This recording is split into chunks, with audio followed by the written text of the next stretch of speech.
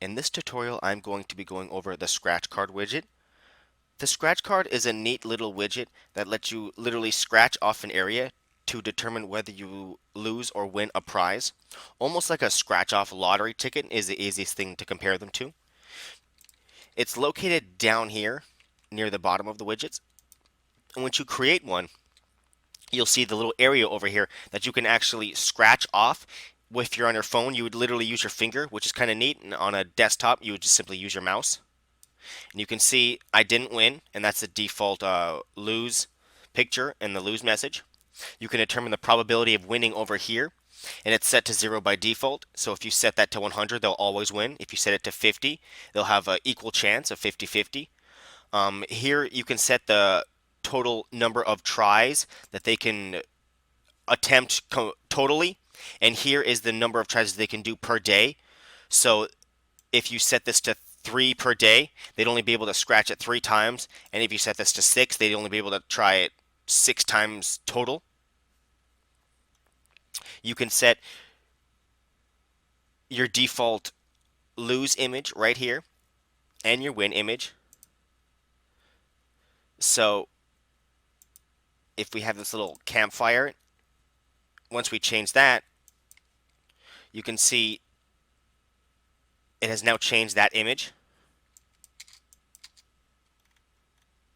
You can set the prize right here for when they do win, the title, and then the text, so you can do maybe like a giveaway to a coupon or something like that, or show them a video that'll tell them more about the prize, or whatever you want to do. You can put it right here in the text, and this is only the winners that'll get to see this.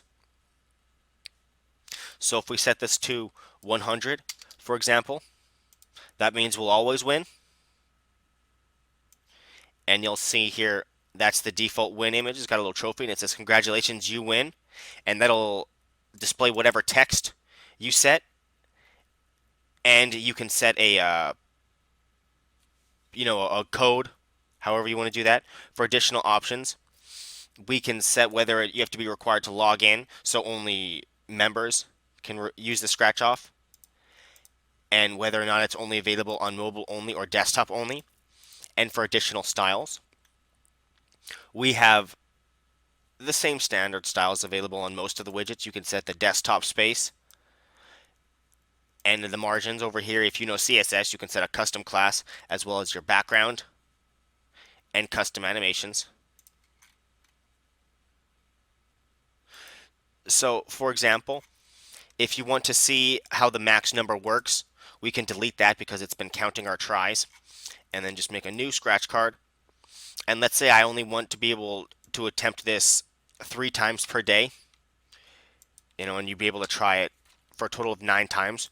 Once you save that, it'll keep track of how many times each user has scratched that card. So if I try it once and I lose, and every time I refresh or retry in the browser, it'll keep track. So since that was the second time, and now after this third time, I will have used up my max tries per day. So if I were to try to refresh this page and try it again, it'll say max tries today. So you won't be able to use it anymore, and users won't be able to see that widget anymore. I would be able to come back the next day and I'd have 3 more tries until I hit 9 total. And that is how the scratch card works.